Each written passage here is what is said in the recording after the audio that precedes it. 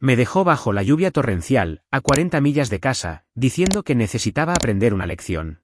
Sonreí y subí a la camioneta negra que se detuvo. Mi guardaespaldas me había estado siguiendo todo el tiempo. Este fue su último error. La lluvia no caía, atacaba. Bajaba en pesadas láminas horizontales, convirtiendo el concreto agrietado de la gasolinera de Blurry Parkway en un espejo de agua de tormenta, arremolinada y neón distorsionado. Yo permanecía inmóvil, bajo la luz parpadeante del toldo, empapada hasta la médula, con el rímel corriendo por mis mejillas como pintura de guerra fallida. El único sonido más fuerte que la lluvia torrencial era el zumbido desvaneciéndose del motor del BMW de Caleb, mientras sus luces traseras desaparecían en la bruma. Él no miró hacia atrás, ni una pausa, ni una vacilación, solo esas últimas palabras frías antes de cerrar la puerta: necesito espacio, Aurora. He terminado. Y luego, se fue. A 40 millas de casa. Sin coche. Sin abrigo. Con un paraguas roto. Un teléfono a punto de morir. Y un matrimonio que se había evaporado, en medio de una tormenta. Ni siquiera noté que estaba tiritando. Hasta que entré en la pequeña tienda de conveniencia. El repentino estallido de luz fluorescente se sintió como una bofetada, dura, implacable. Un joven empleado, detrás del mostrador. Me miró parpadeando, tratando claramente de decidir si yo era una novia fugitiva o una lunática empapada. Señora, ¿está bien? Bien, dije, aunque mi voz se quebró a mitad de la frase. No estaba bien. Estaba humillada, abandonada y temblando, con un vestido que ahora se adhería a mi piel, como una toalla de papel mojada. Había 17 llamadas perdidas de la oficina, dejándome como si fuera equipaje olvidado en la acera. Me apoyé en la máquina de café, fingiendo estudiar las opciones. La vieja máquina gruñía y siseaba, como si fuera a explotar. De todos modos, presioné un botón. Lo único peor que ser abandonada bajo la lluvia, era hacerlo sin cafeína. Lo que realmente me destrozó no fue la tormenta, ni siquiera fue el abandono. Fue lo casual que él había sido. Caleb había terminado su comida, en esa costosa churrasquería, pagó la cuenta. Se limpió la boca con una servilleta de lino y lo dijo como si estuviera cancelando una membresía de gimnasio. Esto ya no funciona. Tú ya encontrarás el camino a casa. Me reí. Realmente me reí. Pensé que estaba bromeando, siendo dramático. Pero cuando lo seguí fuera del restaurante, tratando de mantener el ritmo con tacones, él solo señaló al otro lado de la calle. Hay una gasolinera. ¿Tienes tu teléfono? Como si un teléfono pudiera arreglarlo todo. Como si me quedara alguien a quien llamar. La verdad era que le había permitido, a lo largo de los años, que me apartara de todos. Al principio, fue sutil. No me prohibía ver a mis amigos, simplemente siempre surgía algo, una cena con un cliente, una emergencia de trabajo. Decía cosas como: ¿has estado tan cansada últimamente? Cariño, ¿por qué no nos quedamos en casa en su lugar? Y yo siempre aceptaba, porque creía en nosotros. Hasta que, poco a poco, mi mundo se redujo solo a él. Sus amigos. Su familia. Sus necesidades. Y ahora, de pie en una gasolinera, a las 9:42 de la noche, en medio de la nada, me di cuenta de que no tenía a quien llamar, que pudiera llegar a tiempo. Liam vivía a 3 horas de distancia. Mis padres estaban en un crucero por el mar Báltico. Mi mejor amiga de la universidad se había mudado a Oregón. Estaba sola. Abrí mi aplicación bancaria, pensando que tal vez podría llamar a un servicio de transporte, al menos para regresar a Asheville, y resolver las cosas por la mañana. Pero el número en la pantalla me dejó sin aliento: $47.32. Esa mañana, nuestra cuenta conjunta tenía más de $3.000. Ahora estaba casi vacía. Deslicé la pantalla. Un retiro de $2.000 en un cajero automático, con fecha de 4:47 de la tarde. Justo cuando Caleb salió para una llamada rápida, mientras yo me hacía las uñas, para un romántico fin de semana de reinicio. No solo me había dejado, me había despojado de todo. La lluvia seguía cayendo con fuerza, cuando el timbre de la puerta, encima de la tienda de conveniencia, volvió a sonar. Apenas levanté la vista, solo era otro viajero de paso. Pero luego, algo en el aire cambió. El silencio se modificó. El joven empleado dejó de masticar su chicle, y cuando finalmente me giré, vi a un hombre de pie, cerca de la puerta. Con agua goteando de los bordes de su cortavientos negro, los ojos escaneando la tienda, con una tranquila calculadora. No estaba en pánico, ni molesto, solo alerta. Como si estuviera entrenado para detectar las cosas, antes de que salieran mal. Me tomó un segundo reconocerlo, Declan Vance. Lo había visto una o dos veces. En las fiestas navideñas de la empresa de Caleb, siempre de pie a un lado, sin beber, sin hablar mucho, solo observando. Caleb lo había presentado una vez como un tipo de seguridad que usamos para trabajos de alto nivel. Los ojos de Declan se posaron en mí, y algo en su expresión cambió. De un desapego educado a una preocupación inmediata. Cruzó la habitación en 3 pasos lentos y firmes, con cuidado de no asustarme. Señorita Sterling. Su voz era profunda, pero tranquila. ¿Está usted bien? Por un momento, no supe cómo responder. La pregunta era tan simple, pero nadie más se había molestado en hacerla. Ni Caleb. Ni el camarero en la cena. Ni siquiera yo misma. Intenté sonreír, fallé. Mi marido y yo tuvimos un desacuerdo. Declan me miró como si yo hubiera dicho que acababa de salir de un accidente de avión. Su mirada me recorrió, el cabello empapado. Pegado al cuello, el maquillaje corrido, las manos temblorosas, ligeramente apretando una taza de café añejo. ¿La dejó aquí? Asentí, mis labios demasiado rígidos para hablar. ¿Bajo esta tormenta? Otro asentimiento. Odié lo pequeña que me sentía en ese momento, cuánto esfuerzo me costaba, solo para mantenerme en pie. El rostro de Declan se tensó, pero no dijo nada. Ni jadeos, ni juicios, solo silencio, pesado, protector. ¿A dónde necesita ir?, preguntó finalmente. Briarwood Hills, susurré, pero no puedo. Mi cuenta está vacía. No tengo transporte. ¿Y Caleb? Mi voz se quebró. Me detuve. Declan respiró lentamente, como si estuviera sopesando opciones en su cabeza. Luego, habló con calma. Aurora, voy a hacerle una pregunta directa. Y quiero que sepa que la respuesta queda entre nosotros. ¿Está usted en peligro? Eso me detuvo en seco. Lo miré, realmente lo miré. No había lástima en sus ojos, solo conciencia, preparación. Como si ya estuviera planeando los próximos pasos en su cabeza, dependiendo de lo que yo dijera. No, dije, demasiado rápido. Luego, de nuevo, más despacio, no. Caleb no es violento. Solo cruel.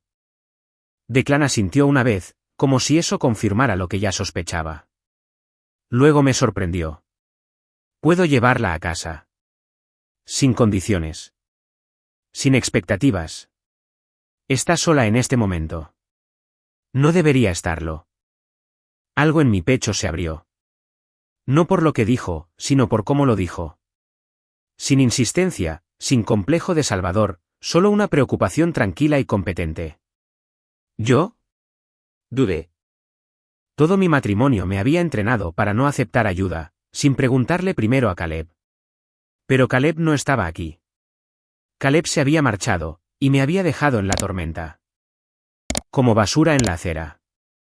Gracias, dije en voz baja. Sí. Lo agradecería. Declan asintió de nuevo. Voy a buscar un café. Tómese su tiempo. Espéreme afuera cuando esté lista. Mientras se giraba.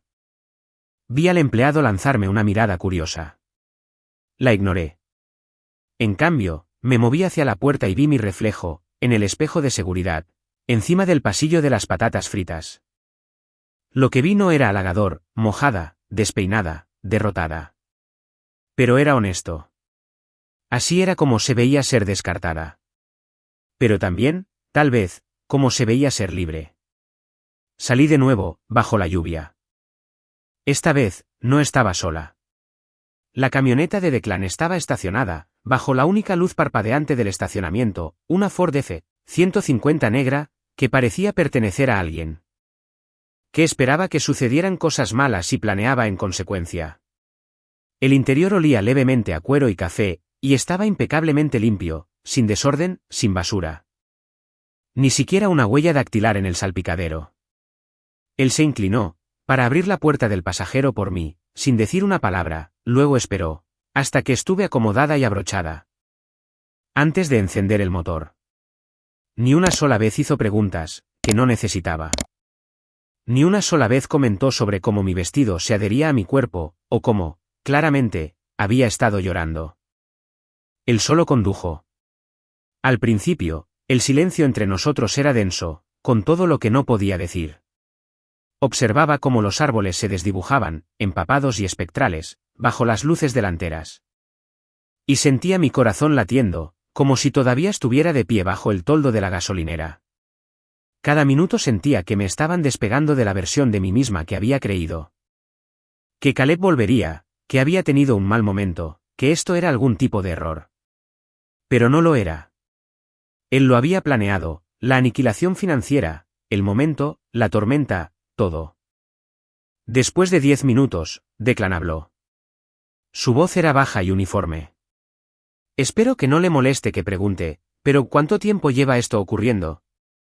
Lo miré. ¿Esto? La forma en que su marido la trata. Mi garganta se apretó.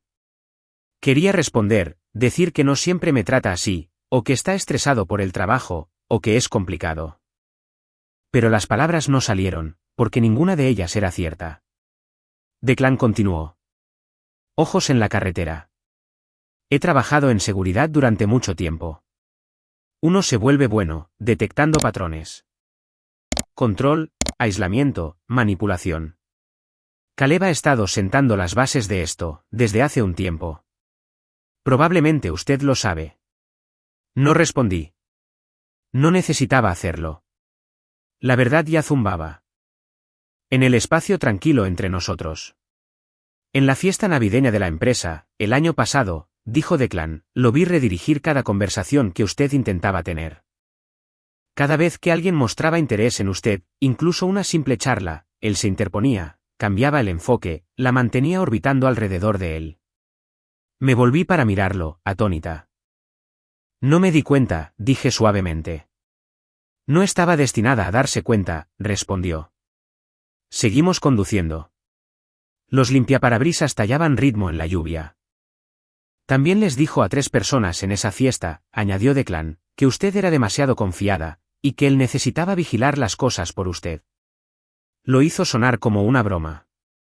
Pero no lo era. Cerré los ojos. Recordaba esos momentos, la forma en que la gente se reía incómodamente, y yo lo había ignorado. Pensé que era simplemente Caleb siendo encantador, a su manera peculiar. No estaba siendo encantador. Me estaba socavando. Me estaba observando, dije, más sorprendida que acusadora. Declan asintió levemente. Presto atención. Dijo en voz baja, usted me recordó a mi hermana, antes de que dejara a su marido. La palabra dejó sonó diferente de lo que esperaba. No escapó. No sobrevivió. Simplemente dejó.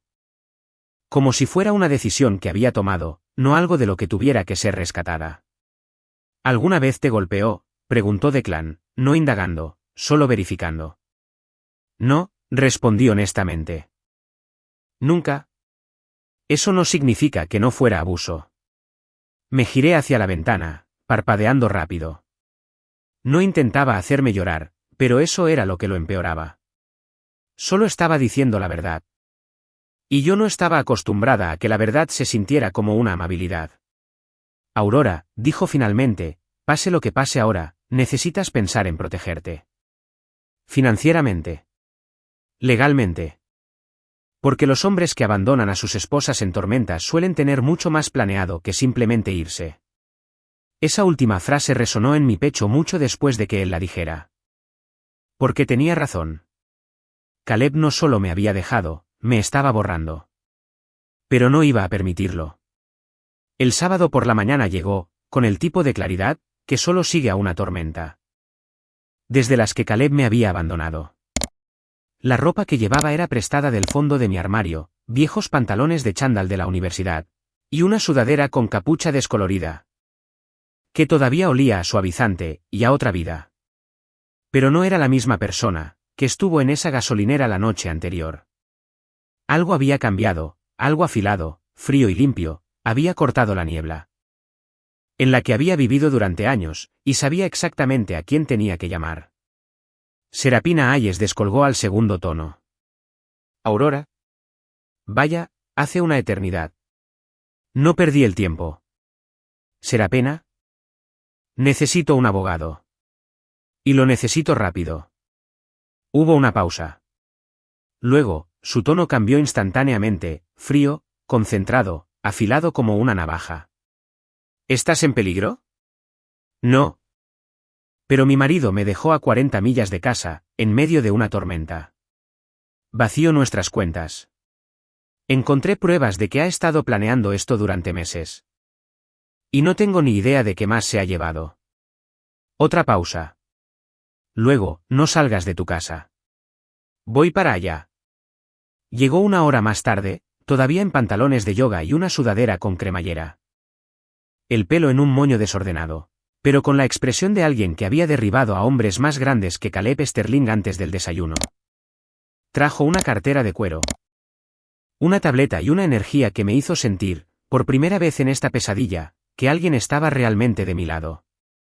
Muéstrame todo, dijo sin preámbulos. La llevé a través de todo. El armario vacío, donde una vez estuvieron los trajes de Caleb, la bolsa de lona desaparecida, el joyero con el anillo de mi abuela desaparecido, el borrador de correo electrónico que encontré en la carpeta de la papelera de su computadora, clínico y frío. Mientras deslizaba la pantalla de mi teléfono. Retiró $2.000, la misma tarde en que te dejó abandonada. ¿Mencionó algo sobre dividir las cuentas? No. Confirmaremos que esto también aplica en Carolina del Norte, el matrimonio es una sociedad legal. No se puede simplemente empezar a desviar dinero, ocultar bienes y planear un escape. Mientras se finge seguir trabajando en la relación. A eso se le llama disipación de bienes conyugales, y a los jueces no les gusta. Pasó las páginas de su tableta, buscando códigos legales estatales. No podía dejar de mirar. Siento como si hubiera estado sonámbula durante años. Serapina me lanzó una mirada. No estaba sonámbula. Estaba sobreviviendo a la realidad de otra persona. ¿Y ahora? Estás a punto de recuperar la tuya. Hizo una pausa, mirando alrededor de la casa. ¿Esta propiedad está a nombre de ambos? Sí. Bien. No te mudes. Si él intenta regresar. Presentaremos una solicitud de uso exclusivo, pero tú te quedas. Esto es una ventaja. Congelamos los activos, aseguramos todo lo que puedas, haces copias de cada documento en esta casa. Y yo empezaré a construir una línea de tiempo. Asentí lentamente. La semana pasada me dijo que este viaje era para arreglar las cosas. Él reservó el hotel, planeó todo. Serapina levantó una ceja. Entonces no solo se estaba marchando. Te atrajo fuera de la ciudad, para poder terminar de tender la trampa. Esa verdad cayó como un puñetazo. No solo había terminado un matrimonio, había orquestado una desaparición. La mía. Pero aún no había desaparecido. Y ahora, tenía a alguien que sabía cómo luchar. La mañana del lunes llegó como un foco, áspera, reveladora e imposible de ignorar. Yo estaba de pie, fuera del Palacio de Justicia del Condado de Buncombe, con la espalda recta, los tacones firmes. Flanqueada por Serapina a un lado y Liam al otro. Mi hermano vestía una chaqueta negra y una mandíbula tan tensa que parecía de piedra. Serapina llevaba un traje pantalón azul marino y el tipo de tacones que decían que no estaba allí para negociar, estaba allí para ganar. En cuanto a mí, llevaba el atuendo más profesional que poseía. Líneas limpias, cuello alto, sin joyas, sin distracciones, solo yo, manteniéndome unida, con las mismas manos que Caleb había intentado inutilizar durante años. ¿Estás lista?, preguntó Serapina. Con voz baja. No, dije. Sí. Dentro, el juzgado zumbaba, con voces susurrantes, y el sordo tintineo de los zapatos sobre el azulejo. Divisé a Caleb, antes de que él me viera. Estaba sentado junto a su abogado, un hombre alto, de cabello plateado, con un traje a medida, y una especie de arrogancia pulida, que gritaba honorarios de abogado. Caleb llevaba el mismo Rolex que juraba haber empeñado el año pasado, para pagar los gastos de su negocio. Su rostro estaba sereno, bien afeitado, calculado, y cuando me vio, sonrió, como si nada de esto fuera real. Como si fuéramos dos adultos, resolviendo un malentendido, no adversarios, en una guerra legal, que él había comenzado, la noche que me dejó bajo la lluvia. No lo mires, susurró Serapina. Mientras tomábamos asiento. Cada mirada es una invitación. No estás aquí para hablar. Estás aquí para ganar. Entró la jueza. Honorable Margaret Chin. Severa, concisa. Con reputación de cortar las teatralidades como un bisturí. Me cayó bien al instante. Comenzó la audiencia. Serapina se puso de pie primero. Presentando nuestra petición de emergencia para congelar todos los bienes conyugales, concederme el uso exclusivo de la casa y asegurar un apoyo temporal inmediato. Llevó al tribunal a través de la cronología, Caleb reservando el viaje de reconciliación, Caleb retirando $2.000 de la cuenta conjunta horas antes de la cena. Caleb abandonándome a 40 millas de casa sin transporte, sin efectivo y sin previo aviso. Luego, presentó el borrador del correo electrónico. Incluso el abogado de Caleb se movió en su asiento. Serapina habló con precisión quirúrgica, tranquila, controlada, implacable. Cuando fue su turno, el abogado de Caleb intentó suavizar el golpe.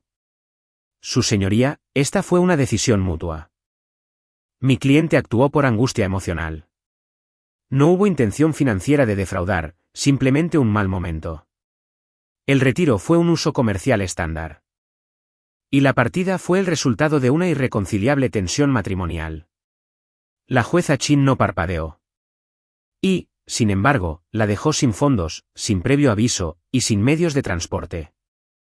En un clima inclemente. Estoy en lo cierto, consejero. El abogado de Caleb intentó redirigir. La jueza Chin lo cortó de raíz. Responda a la pregunta. Hubo un momento de silencio. Luego. Caleb se puso de pie. Su señoría, comenzó, con esa voz ensayada que usaba en las reuniones con inversores. Aurora y yo hemos estado luchando durante meses. Acordamos que el espacio podría ayudarnos a ganar claridad. No tenía la intención de que ella se sintiera abandonada. Pensé que podría llamar a un amigo, a un servicio de transporte. Me equivoqué en mis cálculos. Se equivocó en sus cálculos, repitió la jueza, con voz monótona. Sí, señora. ¿Y los fondos?, preguntó ella. Caleb dudó, solo un segundo de más. Estaban relacionados con el negocio, dijo finalmente. Serapina se puso de pie. Solicitamos pruebas de eso, su señoría. Recibos, transferencias. Cualquier documentación que demuestre que ese retiro estuvo relacionado con el uso de la empresa y no con una liquidación personal. Lo tendrá, dijo la jueza Chin, ya garabateando en sus notas. Luego, volvió a mirar a Caleb. Señor Sterling, abandonar a su cónyuge, bajo las circunstancias descritas, y vaciar las cuentas compartidas, no lo pinta con una luz favorable. Concedo la petición. Todos los activos conjuntos quedan congelados, pendientes de una revisión forense. La señorita Sterling conservará el uso de la residencia conyugal, y recibirá un apoyo conyugal temporal. Por un monto de $4.000 mensuales, hasta que determinemos el panorama financiero completo. La compostura de Caleb se quebró, por un breve segundo. Lo suficiente para que yo viera el destello de rabia, detrás de sus ojos. Bien. Él pensó que se iría con todo, el dinero, la casa, la versión de la historia. Que había estado contando a todo el mundo. Pero hoy, por primera vez, estaba siendo responsabilizado. Y yo, ya no era la mujer, que solía poner excusas por él. Caleb llamó esa misma noche. Lo dejé sonar 4 veces, antes de contestar, en altavoz, con Liam sentado al otro lado de la habitación, con los brazos cruzados, observando como un halcón. ¿Aurora? La voz de Caleb llegó por el teléfono, tensa y ensayada. ¿Qué diablos crees que estás haciendo? Sin hola. Sin pretexto. Estoy ejerciendo mis derechos, dije con calma. Exhaló bruscamente. ¿Tenías que humillarme en el tribunal? ¿Delante de mi abogado, de mis inversores? ¿Te das cuenta del daño que has causado? Te refieres al daño que hiciste, respondí. Al abandonar a tu esposa bajo una tormenta, sin dinero, y mintiendo sobre nuestras finanzas durante años. Hubo una pausa. Luego, su voz se suavizó, cambió, como siempre lo hacía. Cuando necesitaba atraerme de nuevo. Mira, ambos cometimos errores. Admito que no manejé bien las cosas, pero arrastrar esto por el tribunal no nos va a ayudar a ninguno de los dos. ¿Estás enfadada? Lo entiendo. Reunámonos en algún lugar, hablemos las cosas como adultos. Dejemos a los abogados fuera de esto. Liam hizo un gesto de corte en su garganta. No respondas a eso. No lo hice. En cambio. Dije, toda la comunicación pasa por Serapina ahora. Si tienes algo que decir, puedes decirlo a través de ella. La voz de Caleb se endureció de nuevo. No seas estúpida. ¿Crees que ella realmente se preocupa por ti? Ella quiere que tu caso se alargue. Le pagan más cuanto más tiempo tarde esto. ¿De verdad crees que te está ayudando? Miré el teléfono. La imagen de él, que aún podía evocar sin esfuerzo, el traje, el encanto, la condescendencia. Ella me está ayudando, más de lo que tú lo hiciste jamás. Aurora, dijo él. Con esa peligrosa suavidad regresando, esto no tiene por qué ser feo. Ya lo es, respondí. Y no lo hice yo. Tú lo hiciste. Clic, dejé el teléfono boca abajo, en la mesa de café. Mis manos estaban firmes, mi voz había resistido, pero mi corazón latía con fuerza, en mis oídos. Lo manejaste como una campeona, dijo Liam. No te inmutaste. No lo dejaste entrar. Estoy impresionado. Solía caer en esa voz, admití. La forma en que retorcía todo, para que pareciera que yo estaba exagerando, o malinterpretando, o siendo emocional. El rostro de Liam se oscureció. Eso no es encanto. Eso es manipulación. Tenía razón. Pero Caleb no había terminado. La tarde siguiente, alguien tocó el timbre. Liam miró por la mirilla primero. Luego gruñó. Oh, por Aurora, es tu suegra. No necesité preguntar cuál. Lorelei Sterling. Tan pulcra como siempre, envuelta en un impermeable, como si acabara de salir de un anuncio de club de campo. En sus manos, una caja de galletas. ¿Estás segura de que quieres abrir esa puerta?, preguntó Liam. Hice una pausa, luego la abrí, pero dejé la cadena puesta. Aurora, cariño, dijo Lorelei. Con su tono más suave y matriarcal. Solo estaba de paso, y pensé en dejarte estas. Tus favoritas, las de limón y almendras. No creo que sea un buen momento, Lorelei, dije, con voz neutra. Ella sonrió, tensa y forzada. Entiendo que las cosas estén tensas, pero seguimos siendo familia. Te queremos. Caleb cometió algunos errores, sí, pero esta situación legal nos está perjudicando a todos. Ahí estaba. Ni 30 segundos, y el chantaje emocional ya había comenzado. Él se hirió a sí mismo, respondí. Yo solo estoy respondiendo. Lorelei miró por encima de mí, hacia el interior de la casa. Esta no eres tú, Aurora. Siempre has sido sensata, razonable. Esta vendetta no te sienta bien. Casi me reí. Responsabilizar a alguien no es una vendetta, es autoestima. Ella suspiró. Piensa en el fondo universitario de Tristán. En los empleados de Caleb. Su reputación. Si llevas esto demasiado lejos, podría destruirlo todo. La miré. La mujer que una vez me había llamado familia, Ahora me recordaba lo incómoda que me había vuelto. Ni una sola vez dijo que lo que Caleb hizo estaba mal. Ni una sola vez preguntó si yo estaba bien. Me estoy protegiendo, dije. Algo que debería haber empezado a hacer hace mucho tiempo. Solo pensé que tal vez no necesitabas todo ese dinero. Dijo en voz baja. Eres inteligente, independiente. Te recuperarás. Y Caleb no. Su sonrisa se rompió. Cerré la puerta. Liam me miró, con las cejas arqueadas. Eso fue como ver a una leona ignorar a un chihuahua. Logré una risa débil, pero por dentro, algo mucho más fuerte que la risa estaba surgiendo, resolución. Iban a presionar, Caleb, Lorelei. Su abogado, tal vez incluso amigos en común. Pero había cruzado una línea que nunca podría deshacer, y por primera vez, no tenía miedo de en quién me convertía eso. 3 semanas después. Más fuerte que he visto en años. Me senté. La primera página era un resumen ejecutivo, del contable forense, que ella había contratado. Una frase saltó inmediatamente a la vista. Activos conyugales no revelados que superan los $12,40 millones. Parpadeé. Siempre dijo que el negocio apenas se mantenía a flote, susurré. Serapina asintió con gravedad. Resulta que Sterling Design Build no solo estaba funcionando bien.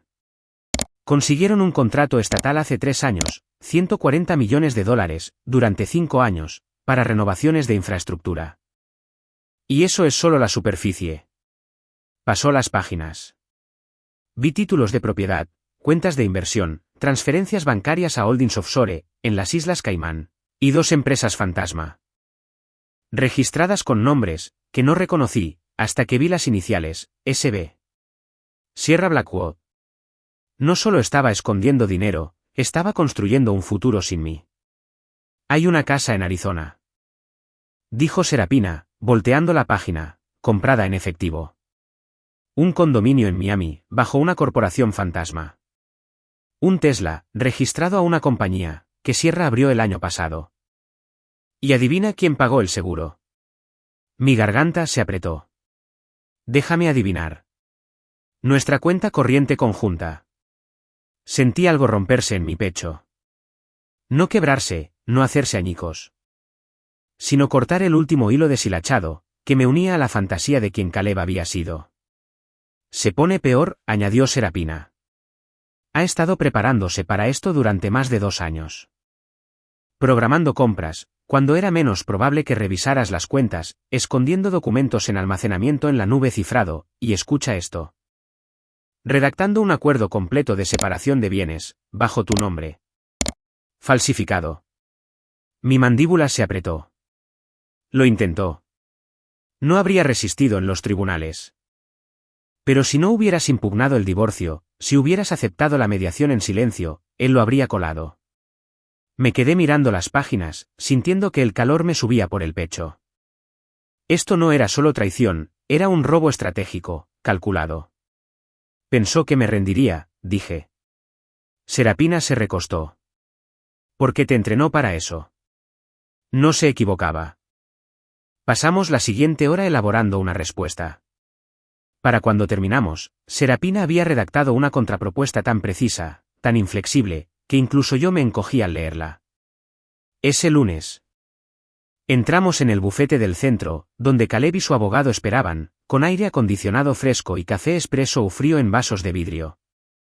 Caleb se puso de pie cuando entré. Se veía más delgado. Más pálido, como si el estrés hubiera comenzado a corroerle los bordes. Aurora, comenzó, con esa voz suave de nuevo en juego, creo que podemos resolver esto amistosamente, si ambos. Levanté la mano. Ahorra energías. Serapina colocó nuestro expediente sobre la mesa.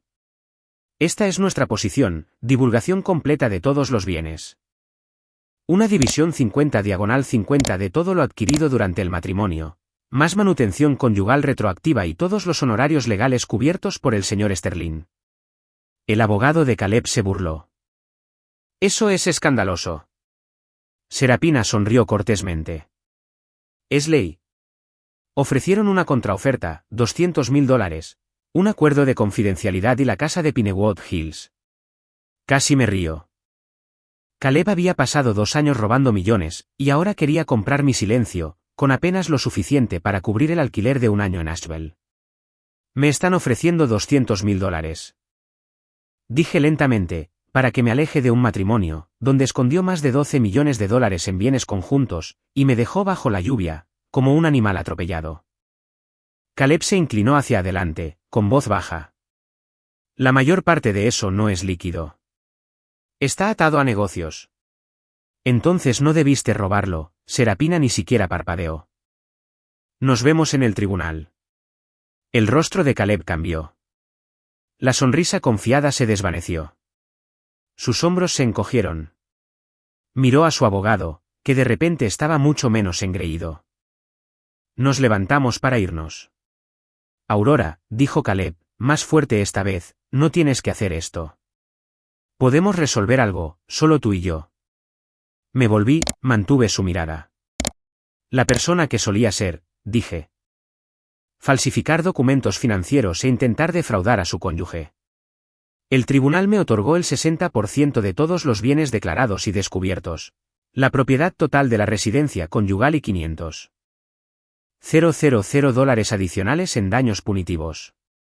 Caleb no dijo ni una palabra. Se sentó con su abogado, el rostro pálido, las manos fuertemente entrelazadas en su regazo.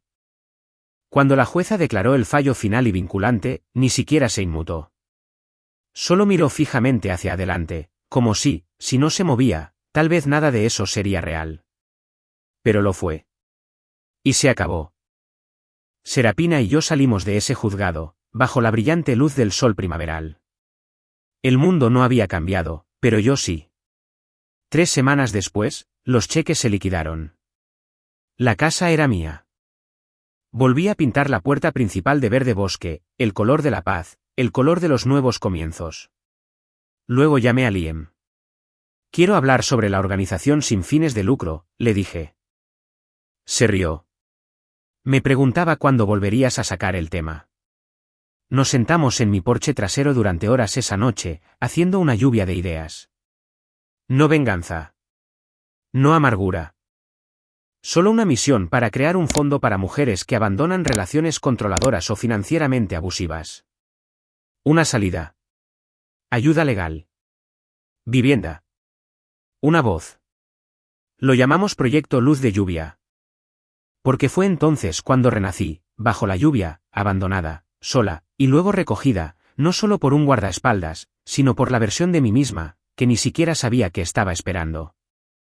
Declan, mi antiguo guardaespaldas, ahora amigo, se unió como jefe de seguridad y logística. Serapina ofreció consulta legal gratuita para los clientes primerizos.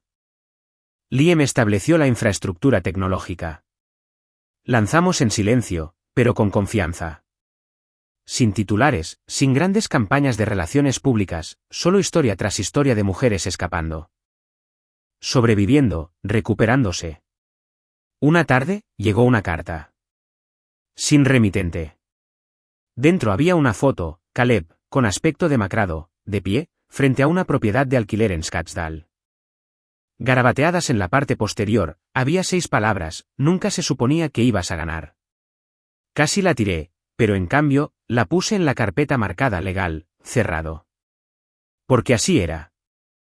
Él era la tormenta, pero yo había aprendido a bailar en ella. 6 meses después, el proyecto Luz de Lluvia recibió su primera subvención estatal. Nos expandimos a 3 condados. Contratamos a 4 abogados más y abrimos nuestra primera unidad de vivienda de transición. En la pared, dentro de ese pequeño edificio blanco, hay una copia enmarcada de mi orden judicial original. No para alardear. No para regodearse. Sino para recordar a cada mujer que cruza esa puerta, no necesitas ser valiente. Solo necesitas ser.